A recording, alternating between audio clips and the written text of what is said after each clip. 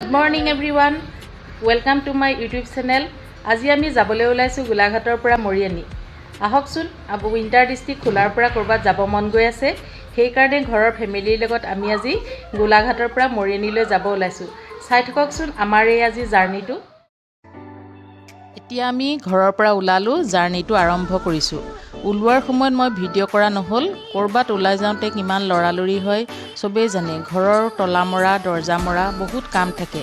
এতিয়া বাৰু গৈ থাকো আহকচোন।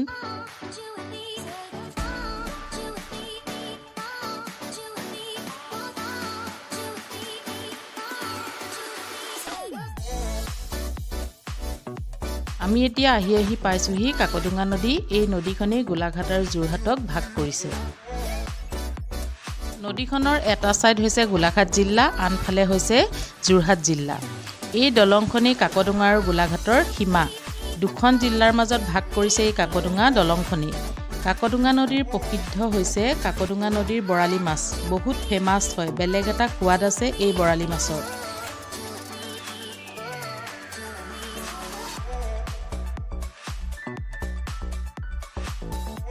আপোনালোকে দেখিলে নহয় কাকডুঙা নদীৰ কি মনোমোহা পৰিৱেশ। এতিয়া আমি আগলৈ যাওঁ বলক, আৰু বহুত চাবলগীয়া ঠাই আছে। এতিয়া আমি আহি পালোহি তিতাবৰ। যোৰহাট নগৰৰ পৰা 19 কিলোমিটাৰ দূৰত্বত এই তিতাবৰখন। আপোনালোক কেতিয়াবা আহিবচোন এইটো ফালে। এই তিতাবৰ সমষ্টিৰ পৰাই প্ৰয়াত তৰুণ গগৈদেৱে 3বাৰ চিফ মিনিষ্টাৰ হৈছিল। আপোনালোকে জানেনে এই তিতাবৰখনৰ বিষয়ে? ইতিহাসে খুৱৰে আকৌ বুৰঞ্জী প্ৰসিদ্ধ ধুদৰালিৰ কাষৰ তিতাই নামৰ ব্যক্তিজনৰ দ্বাৰা ৰোপণ কৰা হৈছিল বৰগছজোপা। এই বৰগছজোপাৰ পৰাই উৎপত্তি হৈছে তিতাবৰ।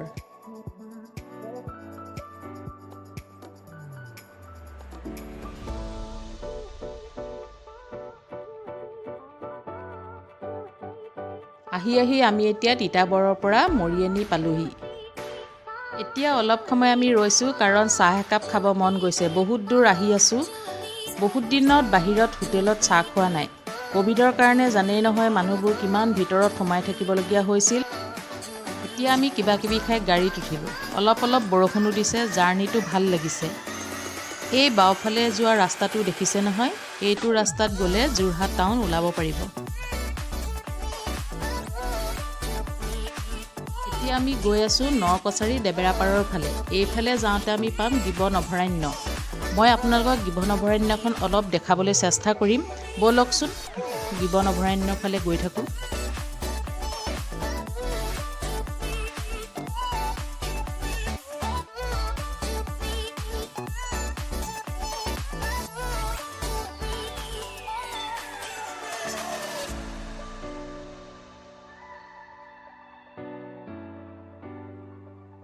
আমি আহি পালো এতিয়া গিবন অভয়াৰণ্য। এইখনেই হৈছে হোলোঙাপাৰা গিবন চেঞ্চুৰী।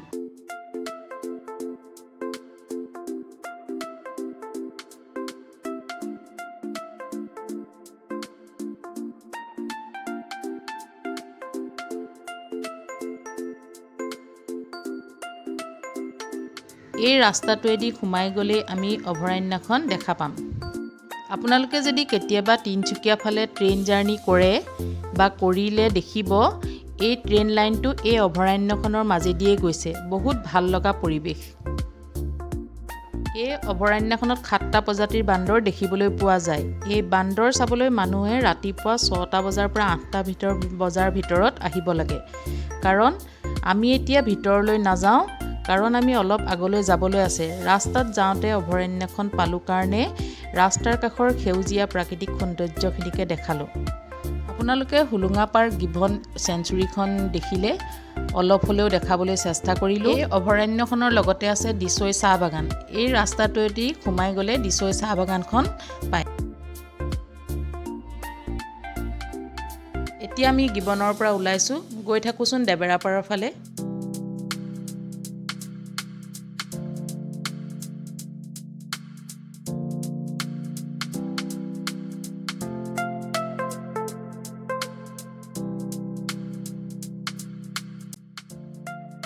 আমি য'ত আহিছিলোঁ তাৰ ওচৰতে আছে নাগিনীজানৰ পুঠি নদীখন।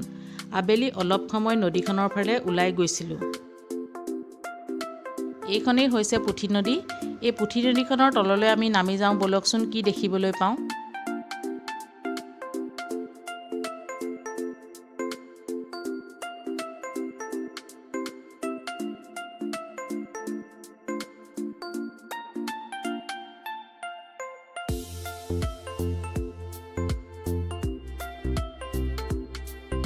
কুঁৱা বনাই পানী ফিল্টাৰ কৰি খোৱা আমি দেখিবলৈ পাইছোঁ। মই আজি য'ত দেবেৰাপাৰ আহিছিলোঁ তাত এই পুঠি নদীত এনেকৈয়ে মানুহে বালিত কুঁৱা খান্দি পানী ফিল্টাৰ কৰি খায়। কওকচোন আপোনালোকে কেনেকৈনো পানী ফিল্টাৰ কৰে? আমি ভালকৈ কুঁৱা এটা খান্দি ধুনীয়াকৈ মানে দুবাৰ তিনিবাৰ সিঁচাৰ পাছত যেতিয়া পানীটো ফিল্টাৰ ওলাইছে, আমি ফিল্টাৰ ওলোৱাৰ পাছত আমি সেইটো পানী উঠাই ঘৰলৈ নিছোঁ। ঘৰত খাবৰ কাৰণে ব্যৱহাৰ কৰিছে। খাবৰ কাৰণে ব্যৱহাৰ কৰিছোঁ। মানে এটা নেদেখা বস্তু আজি আমি এই পুঠি নদীতে দেখিবলৈ পাইছোঁ। পানী যে নদীত এনেকৈ বালিৰে কুঁৱা বান্ধি ফিল্টাৰ কৰি ঘৰত মানুহে এতিয়াৰ দিনতো খাবলগীয়া হৈ আছে।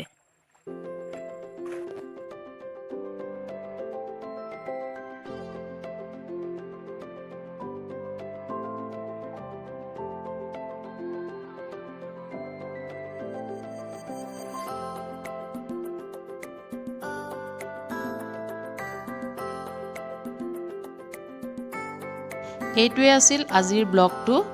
তিতাবৰ মৰিয়নি গিবন অভয়াৰণ্যখন দেখালোঁ আপোনালোকক। যদি মোৰ ব্লগটো চাই ভাল লাগিল, লাইক শ্বেয়াৰ কমেণ্ট কৰিব, আৰু লগতে যদি কিবা ভুল হৈছে কমেণ্ট বক্সত জনাব, আৰু মোৰ চেনেলটো যিসকলে ছাবস্ক্ৰাইব কৰা নাই কৰি দিব, আৰু ছাইডতে থকা ন'টিফিকেশ্যন বেলটো অন কৰি দিব, কাৰণ মোৰ নতুন ভিডিঅ'বোৰ পাই থাকিবৰ কাৰণে। Thank U.